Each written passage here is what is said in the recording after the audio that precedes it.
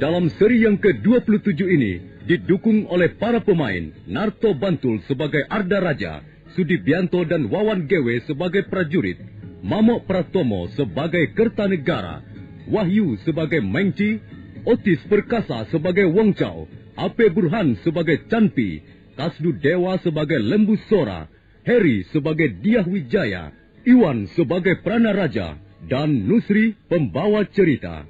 Selamat menikmati.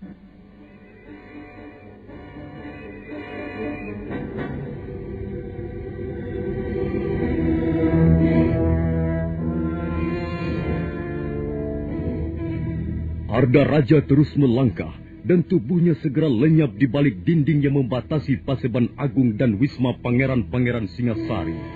Entah apa yang direncanakan menantu Kertanegara itu, tak seorang pun tahu.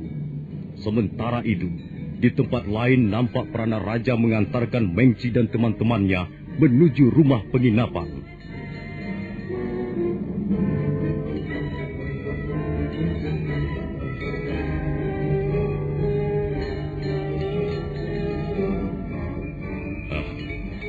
Bagaimana kesan tuan-tuan tentang negeri kami? Oh, negeri yang bagus. Saya lihat tanah-tanah di negeri tuan subuh-subuh. Tanamannya tumbuh dengan baik sekali. Ya. Rakyat di negeri tuan tentu hidup makmur. Rakyat Singasari memang tidak pernah kekurangan bahan makanan. Ya. Bagaimana dengan mereka yang tinggal di desa-desa? Apakah juga hidup dengan senang dan bahagia? Tentu saja mereka hidup dengan senang dan bahagia. Ya, mereka itu orang-orang sederhana. Orang-orang seperti itu mudah puas dan tidak terlalu muluk-muluk yang diinginkannya. Oh ya, apakah tuan-tuan menyukai kesenian? Oh, apakah di sini ada banyak macam kesenian? Barangkali Tuan bermaksud mengajak kami menikmati kesenian negeri Singasari. Negeri kami kaya juga akan kesenian. Ya. Negeri yang kaya kesenian menunjukkan bahwa rakyatnya cerdas. Boleh juga kami melihat kalau memang disediakan. Di istana ada beberapa kelompok kesenian yang bisa diandalkan. Kalau tuan-tuan berminat, kami bisa menyuruh mereka bermain di hadapan tuan-tuan. Boleh. Oh, kami ingin menonton kesenian dari negeri tuan. Iya. Kalau begitu nanti malam tuan bertiga akan kami jemput.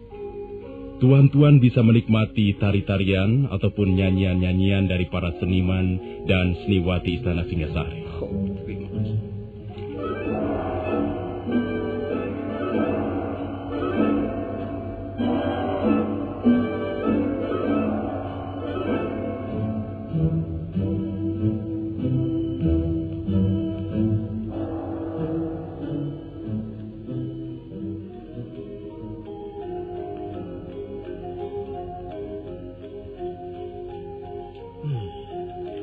Kalau begitu kalian harus sabar menunggu. Utusan kerajaan Mongolia itu nampaknya girang sekali melihat kesenian kita, Gusti. Iya, benar Gusti Arda Raja.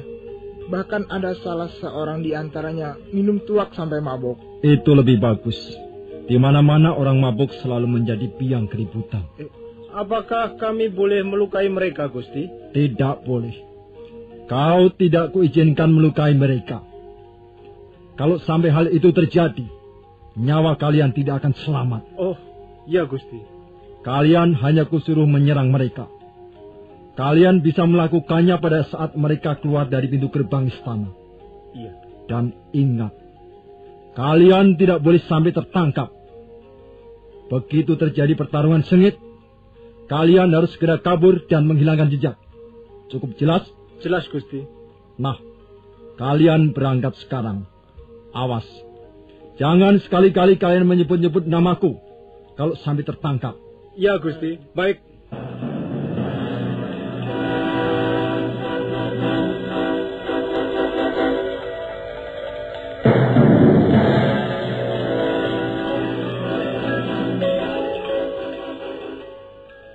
Malam telah agak larut ketika Mengci dan kawan-kawannya meninggalkan ruang kesenian Istana Singasari.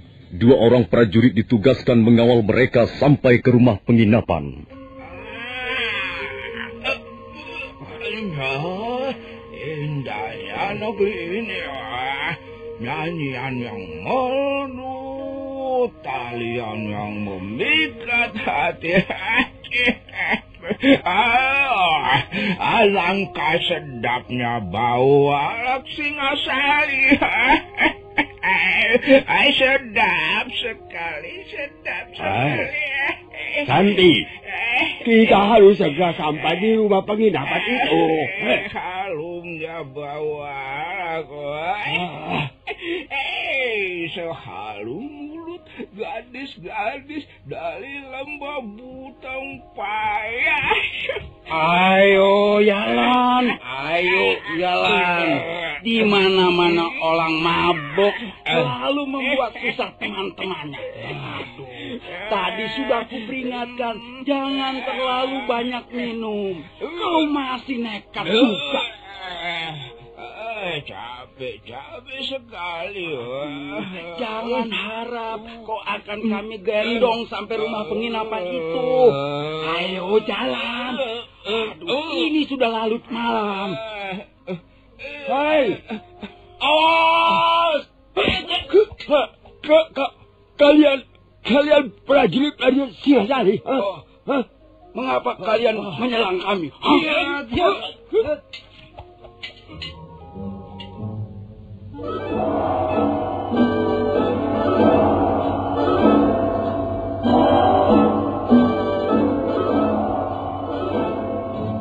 Mengki dan 2 orang temannya terkejut melihat serangan 2 orang prajurit Singasari yang tiba-tiba muncul dari sudut pintu gerbang yang gelap. Sementara 2 prajurit lainnya yang ditugaskan mengawal utusan kerajaan Mongolia itu ragu-ragu untuk bertindak. Suasana malam menjadi gaduh. Beberapa orang prajurit jaga segera datang ke tempat kejadian.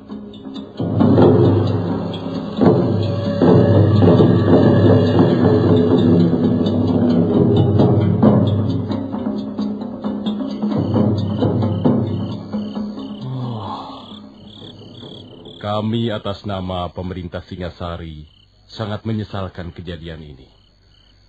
Tapi sebenarnya bagaimana peristiwanya, Tuan? Mengapa hal itu bisa terjadi? Kami bertiga sedang berjalan. Setelah selesai melihat pertunjukan kesenian. Salah seorang di antara kami ada yang mabuk. Waktu kami sudah melewati pintu gerbang, mendadak ada 2 orang prajurit Singasari menyerang kami. Kami terpaksa membalas serangan mereka sambil melindungi salah seorang teman kami yang sedang mabuk. Kami tidak mengerti mengapa hal itu sampai terjadi. Tuan harus mengerti. Bukankah Tuan yang harus bertanggung jawab atas keamanan daerah sekitar istana? Iya. Kenapa Tuan sendiri yang mengatakan begitu? Iya. Kami mengaku bersalah. Kami telah teledor menjaga tuan-tuan. Ya, mestinya hal ini tidak boleh terjadi. Saya berjanji akan terus mengusut peristiwa ini. Kalau sampai di antara kami ada yang luka atau cedera, buntutnya bisa panjang. Iya, kaisal kami tentu tidak akan terima begitu saja. Baiklah. 2 kali kami telah berlaku teledor. Dan kali ini pun kami minta maaf atas kelalaian itu. Sudahlah. Kami tak ingin bicara lagi soal ini. Hanya kami sangat menyayangkan bahwa di negeri yang indah ini kami terpaksa merasa kurang aman. Atau barangkali kehadiran kami tidak disukai. Tuan jangan berkata begitu. Tapi saya terpaksa berkata begitu. Ada apa semua ini? Mengapa kami sampai dibokong 2 kali?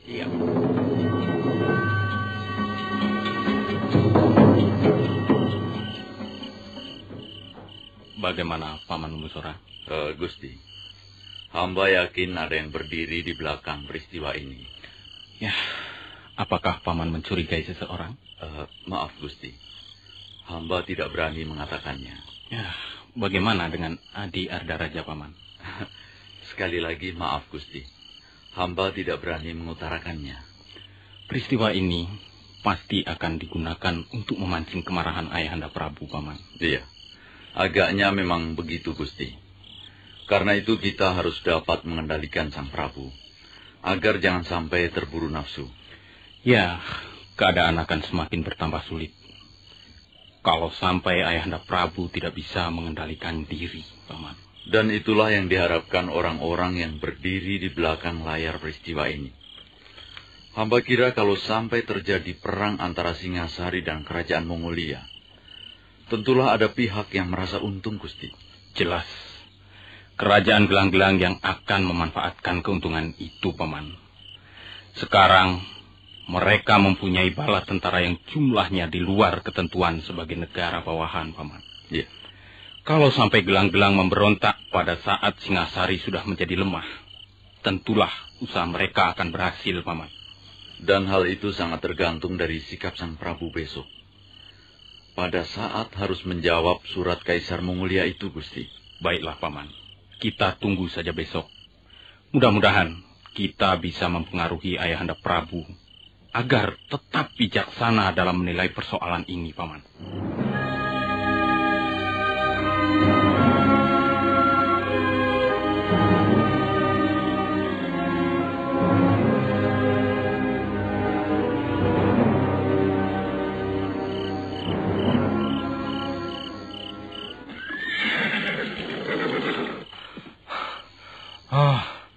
Mana Gusti Ardaraja?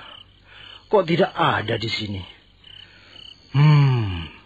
Apa sebenarnya maksud Gusti Ardaraja menyuruh kami menyerang utusan Mongolia itu? Untung saja mereka cukup tangguh. Permainan pedang mereka cukup hebat. Barangkali setingkat dengan permainan pedang Tuan Jarawaha atau Ganggadara. Pasti mereka pun prajurit pilihan di negerinya sendiri. Aku mendengar kuda. Mungkin itulah Gusti Ardaraja.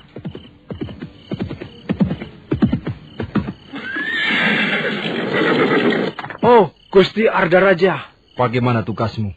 Sudah kulaksanakan dengan baik? Sudah, Gusti. Bagus. Sekarang ikutlah aku. Kemana, Gusti? Kau sudah menjalankan tugasmu dengan baik. Kau harus melaporkannya secara lengkap. Dan setelah itu, kau boleh menerima hadiahnya. Terima kasih, Gusti. Ayo ikut aku. Baik, Gusti.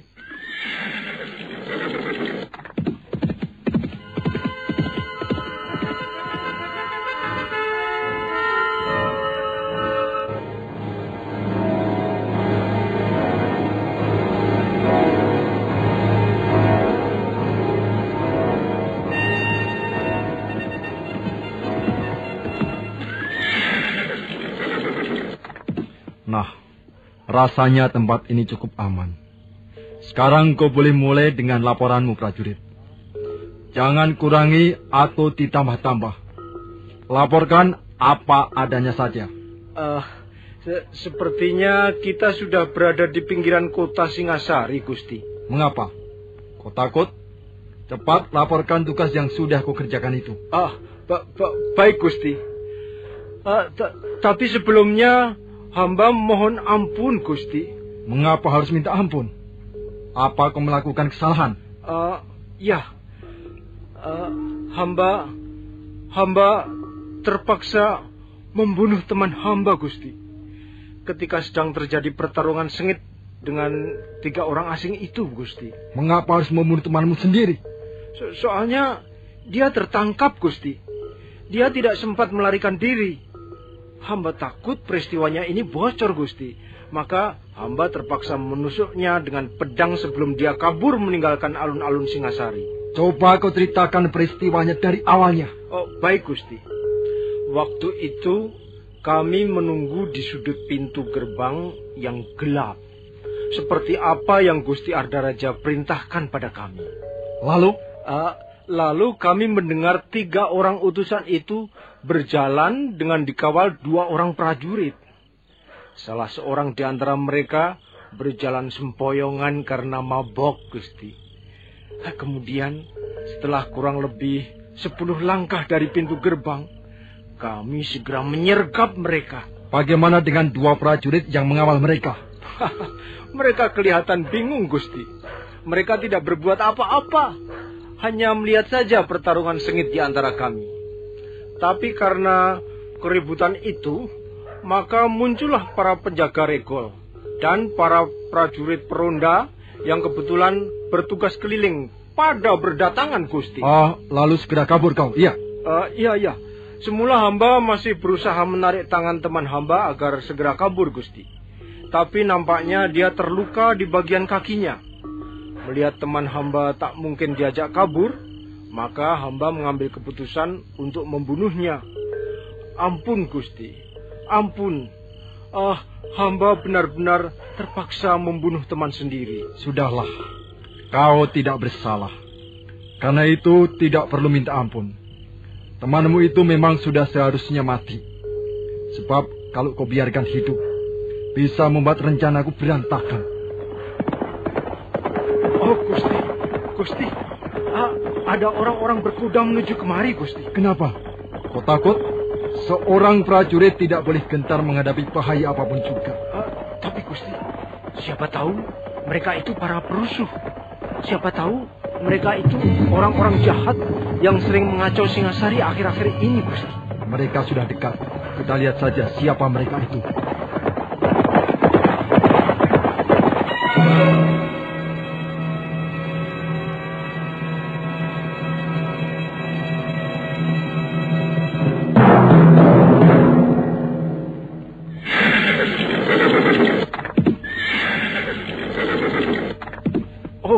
Gusti, mereka berpakaian prajurit. Mereka memang prajurit. Apa kau tidak bisa mengenali pakaian seragam mereka? Oh, sepertinya prajurit dari kerajaan Gelang-Gelang. Iya, mereka memang prajurit dari kerajaan Gelang-Gelang. Karena itu, kita tidak usah takut.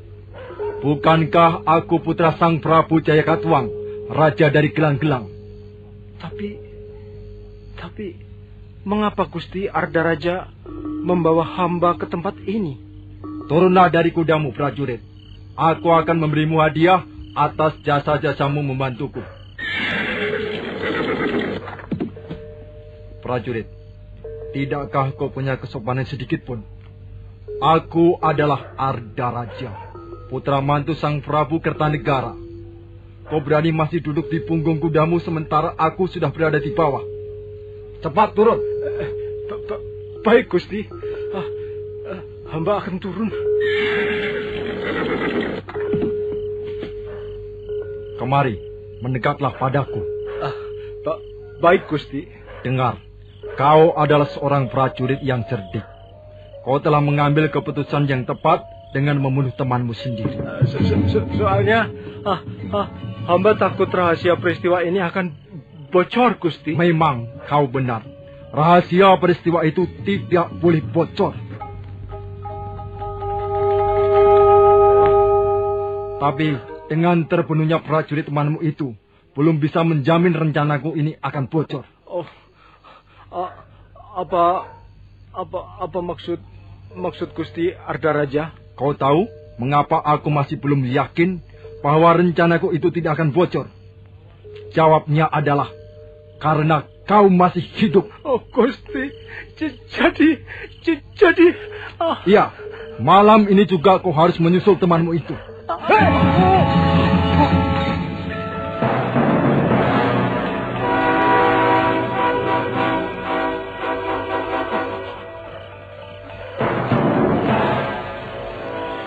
Kuburkan orang ini baik-baik. Kuburkan di tempat yang tersembunyi, supaya tidak ada orang yang bisa mencium bau mayatnya.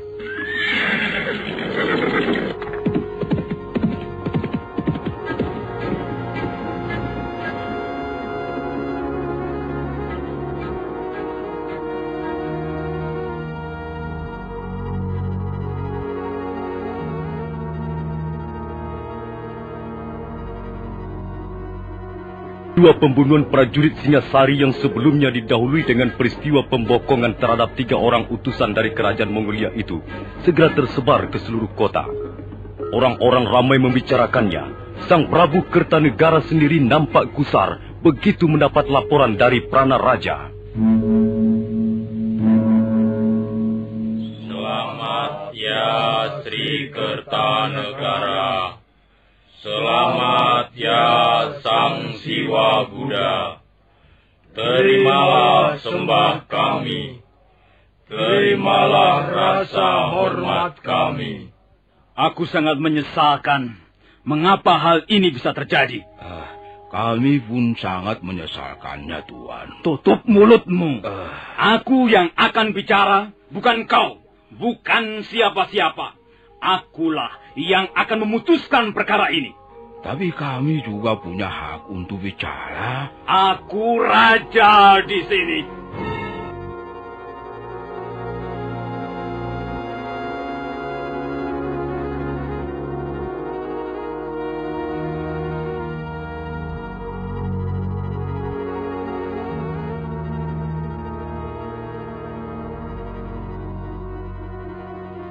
Merah padam wajah Sang Kertanegara, bibirnya bergetar waktu bicara. Suasana di Balai Paseban Agung menjadi hening. Nah, para pendengar sekalian, bagaimana kisah selanjutnya? Apakah yang akan dilakukan oleh Raja Singasari itu terhadap 3 orang utusan dari Mongolia? Silakan mengikuti seri berikutnya. Sampai jumpa.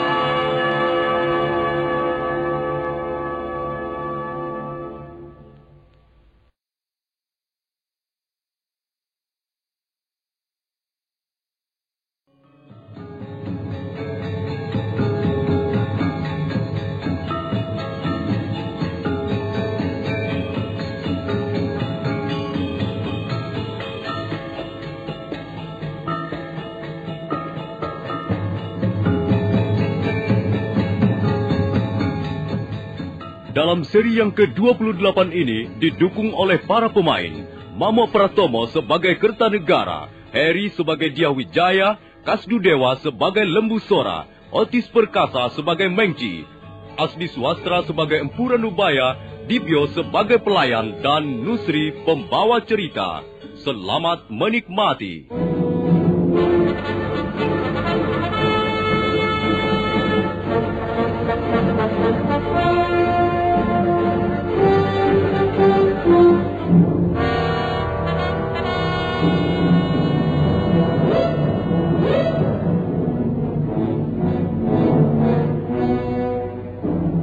Pagi itu, Prabu Kertanegara memimpin pertemuan di Balai Paseban Agung yang dihadiri para pembesar kerajaan.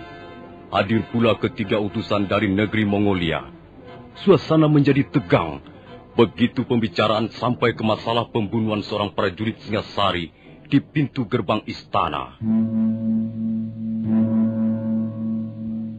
Aku sangat menyesalkan mengapa hal ini bisa terjadi. Kami pun sangat menyesalkannya, Tuan. Tutup mulutmu.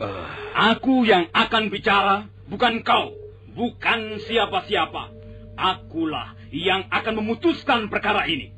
Tapi kami juga punya hak untuk bicara. Aku raja di sini. Dan kami adalah utusan seorang raja pula.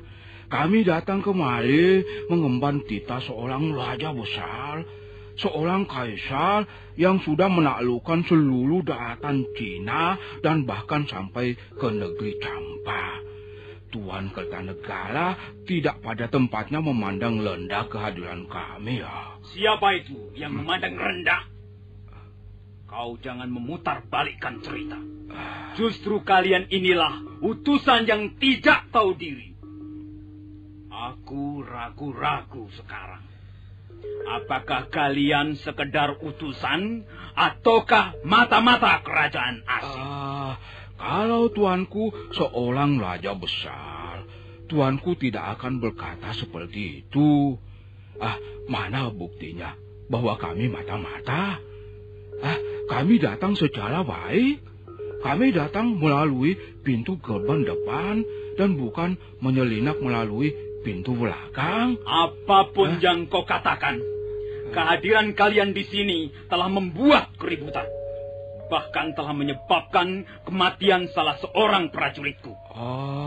Kalau soal kematian prajurit Singasari itu mau Tuan jadikan suatu perkara, kami berhak untuk membela diri kami. Kami justru tidak tahu apa-apa. Kami diserang oleh 2 orang prajurit. Dan hal seperti itu terjadi sampai 2 kali.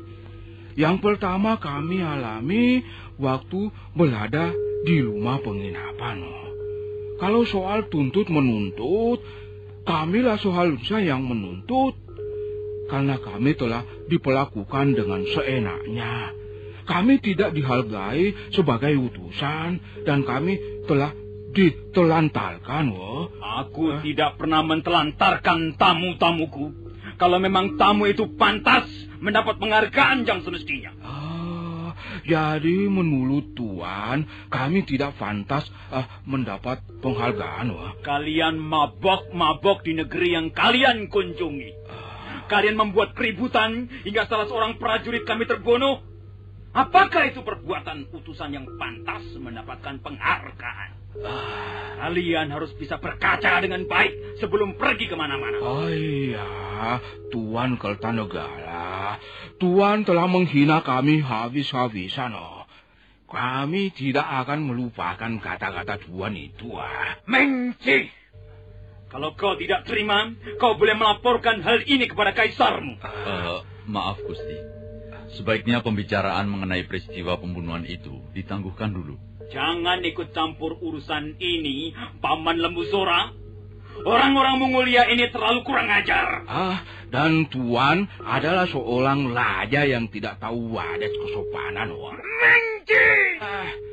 Kalau kau masih mengumbar mulutmu, kau dan teman-temanmu itu bisa tidak akan pernah pulang ke negeri leluhurmu. Maaf, Ayahanda Prabu. Hamba mohon hendaknya Ayahanda Prabu bisa mengekang hawa nafsu. Bagaimanapun mereka adalah utusan seorang raja. Sanggrama Wijaya, aku bukan anak kecil. Aku tidak membutuhkan nasihat siapa-siapa. Mengci, apa maumu sekarang?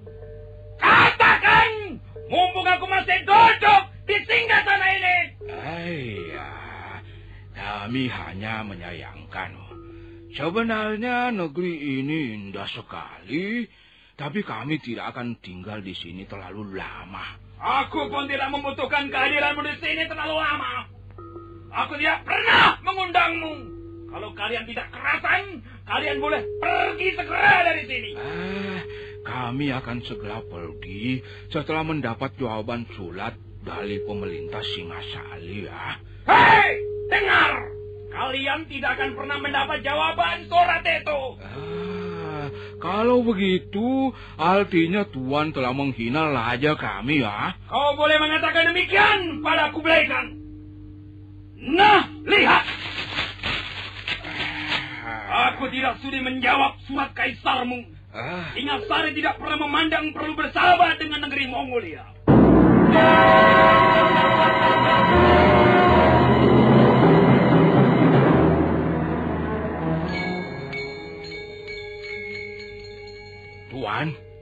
Tuan telah berani melobek-lobek surat kaisar kami, ya? Tahukah Tuan apa itu artinya? Artinya aku menutup pintu persahabatan dengan kaisarmu itu, goblok! Singasari, kasihan negeri yang cantik jelita ini, ya. Suatu ketika negeri ini akan hancur lebur. Karena tidak tahan lagi membendung hawa amarahnya mendengar kata-kata Mengci, Prabu Kertanegara segera mencabut kerisnya. Sang Rama Wijaya atau Dyah Wijaya buru-buru melompat untuk menghalangi ayah mertuanya. Ayah, jangan Ayahanda Prabu. Sang Rama Wijaya, minggir kau! Ampun Gusti, sarungkan kembali keris Gusti Kertanegara. Ingat, apa yang Gusti lakukan bisa menyangkut ribuan rakyat Singasari yang tidak tahu apa-apa. Mereka bisa menjadi korban perselisihan ini, Gusti. Paman Lembu Sora, jangan menghalangi aku. Aku melakukan ini justru untuk Singasari yang besar, Singasari yang megah perkasa. Mereka itu, utusan-utusan dari Mongolia itu, rupanya belum tahu siapa Kertanegara. Maaf, Tuan Kertanegara. Bagaimana Singasari bisa menjadi besar, bisa menjadi megah dan perkasa, kalau rajanya berjiwa kerdil?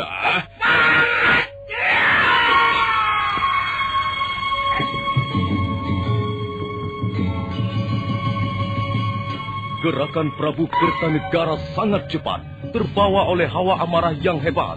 Keris di tangannya membabat leher Mengci, tapi Mengci segera menangkis dengan pedangnya. Sabetan yang kedua menyusul, dan kali ini Mengci terlambat menghindar, hingga wajahnya menjadi korban. Darah menetes di lantai Balai Paseban Agung. Sambil meraba wajahnya yang terluka, utusan dari Mongolia itu menuding ke arah Prabu Kertanegara.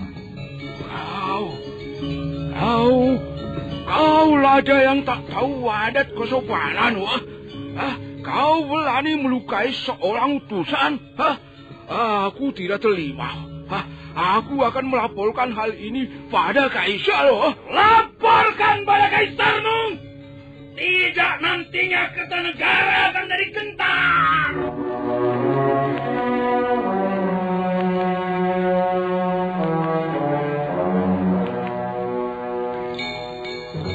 Sambil mengusap darah yang masih mengalir dari luka di wajahnya, Mengci dan dua orang temannya bergegas meninggalkan Balai Paseban Agung.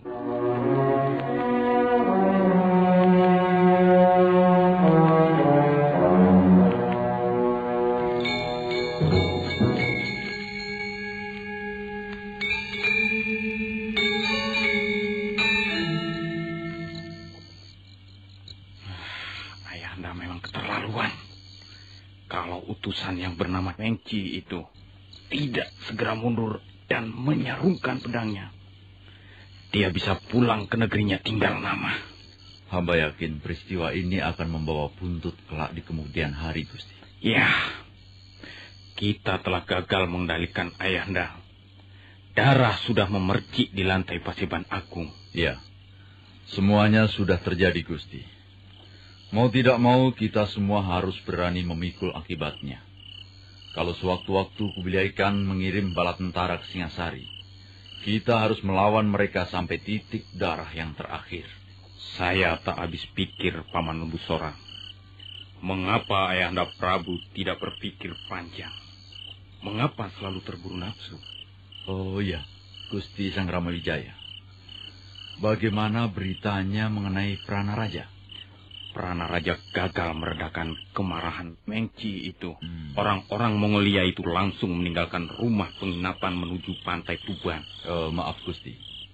Kalau Pranaraja gagal, mengapa Gusti tidak mengulanginya? Maksud Paman, aku harus membujuk mereka itu.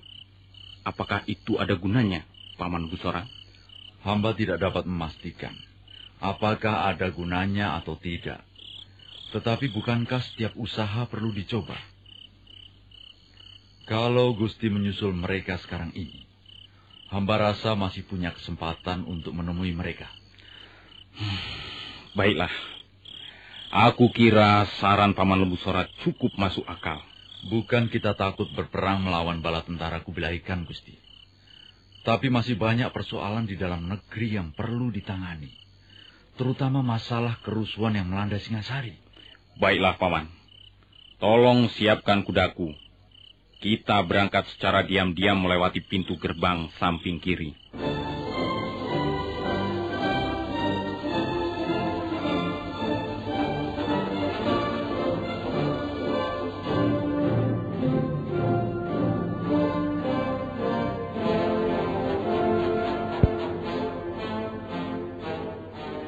Sang Ramawijaya atau Dyah Wijaya, putra mantu Sang Prabu Kertanegara, malam itu juga berangkat menyusul Mengci dan dua orang temannya. Lembusora mengiringi di belakangnya. Malam itu mereka terus berkuda melintasi beberapa buah desa. Mereka hanya istirahat beberapa saat saja di desa Mameling.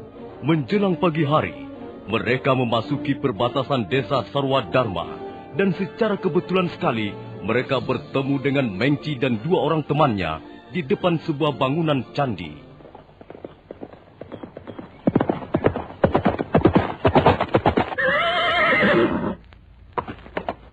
Maaf, Tuan Mengci.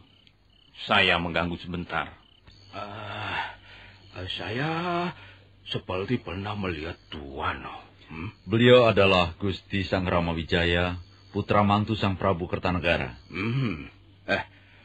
Apakah Tuan diutus Kertanegara untuk minta maaf pada kami ya? Saya sangat menyesalkan peristiwa di Balai Paseban Agung kemarin.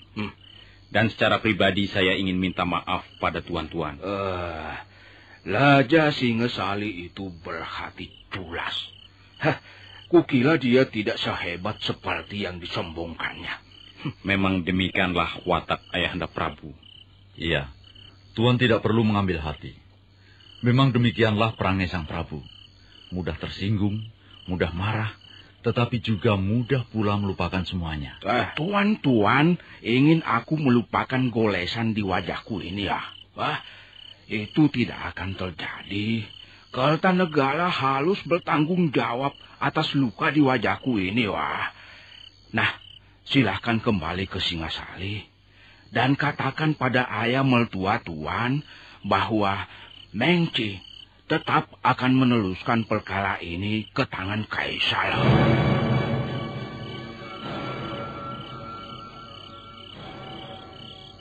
Sang Rama Wijaya tercenung sesaat sambil menggenggam tali kekang kudanya. Lembu Sora nampak sangat kecewa melihat sikap Mengci dan 2 orang temannya itu. Bagaimana, Paman? Agak sulit, Gusti. Kalau begitu tak ada gunanya kita di sini. Mari kita kembali ke Singasari.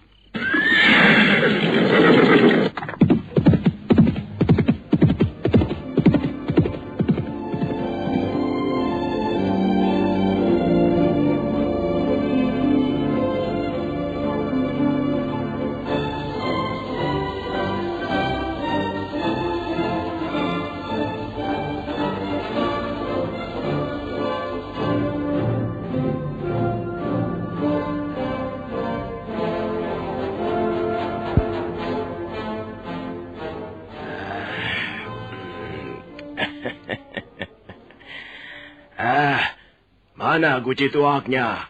Mana, kasihan mangkokku ini sudah kosong dari tadi. Ayo. Tambah tuaknya, Pak Tuan. Iya, semangkok lagi. Ayo. Tapi jangan sampai mabok ya. Kalau takut mabuk jangan masuk rumah minum. Tinggal di rumah saja, membantu istri mengupas bawang merah. Ayo, mana tuang sini? Ayo. Tua-tua bukannya sadar malah mabok-mabokkan. Jangan ngomong begitu. Kalau tidak senang orang mabuk, jangan membuka rumah minum. Aku membuka rumah minum ini mau cari untung, cari duit. Bukan mau membersihkan muntahan orang mabok atau menggotong orang mabok rumahnya. Orang ini mau cari enaknya sendiri saja. Kau mau ngajak ribut ya, Pak Tua ya? Nah ini aku paling benci orang mabok. Karena selalu membuat keributan di mana-mana. Tidak selalu begitu. Itu pekerjaan anak-anak muda yang berjiwa pengecut. Mereka mabok supaya timbul keberaniannya. Lalu semua orang lewat ditantang berkelahi. Ya tentu saja ribut. Kalau kau mabuk untuk apa? Untuk melupakan kekasihmu di seberang sana, Pak Tua. Tidak usah dipikir. Kekasihmu sudah disamber orang. Orang ini pintar melucu juga. Jangan khawatir. Aku tidak akan mabuk. Aku minum semangkuk 2 mangkuk sekedar untuk menghangatkan tubuh. Supaya penyakit tulangku tidak terlalu nyeri. Aku tentu bukanlah tukang minum yang konyol seperti 3 orang asing itu. Hai. Kau mendengar juga berita itu, Pak Tua? Telingaku tidak akan menjadi rusak hanya karena minum semangkuk 2 mangkok tua. Ya, tentu saja aku mendengar berita itu. Berita itu terbang dengan cepat seperti punya sayap Raja Wali. Hampir semua orang tahu. Anak-anak kecil saja ribut membicarakan mereka. Tapi itu salah mereka sendiri. Minum di luar takaran dan akhirnya membuat keributan.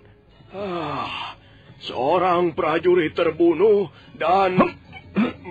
Jangan kau teruskan lagi, Pak Tua. Jangan kau teruskan lagi. 3 orang asing yang kau ceritakan itu sekarang ada di sini. Memang benar apa yang dikatakan pelayan rumah minum itu. Mengci dan 2 orang temannya saat itu singgah di rumah minumnya. Semenjak meninggalkan perbatasan kota Singasari, mereka bertiga merasa enggan untuk singgah di mana-mana karena merasa menjadi perhatian orang di sepanjang perjalanannya. Bahkan di desa Sarwa Dharma, mereka sempat menjadi perhatian penduduk setelah sebelumnya terdengar bunyi kentongan bersahut-sahutan. Ada apa, pelayan? Kau pasti membicarakan kami, ya? Kami sudah tidak tahan lagi. Kami utusan dari sebuah negeri yang besar, wah. Tapi di sini kami menjadi bahan tontonan orang-orang. Maaf, Tuan. Apakah araknya perlu ditambah lagi, Tuan? Tidak. Wah, arak negeri ini tidak enak. Baik, aku tidak doyan. Kalau begitu, akan saya ganti saja dengan air biasa, Tuan. Duduk. Aku tidak membutuhkan apa-apa. Aku hanya ingin tahu, apakah kau tadi sedang membicarakan kami atau tidak? Kau kira kami senang menjadi bahan pembicaraan murahan seperti itu? Dengar, rajamu, Kertanegara itulah yang patut dibicarakan di seluruh negeri ini. Rajamu yang tengik dan kelakuannya seperti badak itulah yang pantas ditertawakan orang. Maaf, Tuan. Jangan bicara seperti itu. Mengapa? Mengapa tidak boleh? Siapa yang melarang? Pembicaraan Tuan bisa mengundang bahaya. Aku tidak takut, tuh. Aku tidak takut berhadapan dengan prajurit-prajurit Singasari, ya. Kami pun prajurit pilihan di negeri kami, ya. Lihat, kalau ada prajurit yang berani melarangku, dia harus berani pula menghadapi pedangku ini, ya. Kalau kau ikut-ikut melarang, kepalamu akan segera putus, dan menggelinding di lantai rumah minum ini. Tahu? Mengapa kau tertawa, Pak Tua? Tidak. Itu lucu sekali. Apanya yang lucu? Pedangmu itu lucu sekali bentuknya. Pak Tua, kau jangan sembarangan tertawa. Kau tahu, pedangku ini pernah 2 kali ikut dalam pertempuran besar. Iya. Dia sudah membunuh puluhan orang. Tapi pedangmu itu memang lucu. Pantasnya untuk memotong bonggol-bonggol kayu hutan. Kurang aja loh.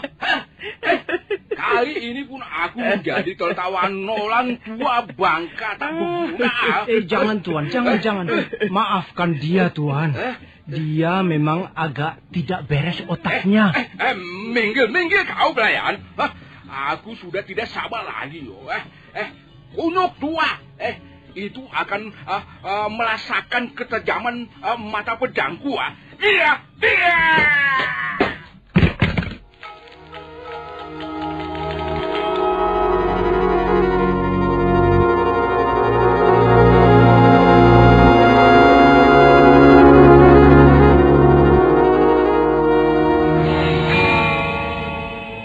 marah-marahnya, Mengci menebaskan pedangnya ke arah Pak Tua yang segera melompat ke samping. Pedang yang besar itu berkelebat dan akhirnya membelah menjadi dua sebuah meja minum. Nah, para pendengar sekalian, bagaimana kisah selanjutnya? Siapakah Pak Tua yang berani itu? Silakan menunggu seri berikutnya. Sampai jumpa.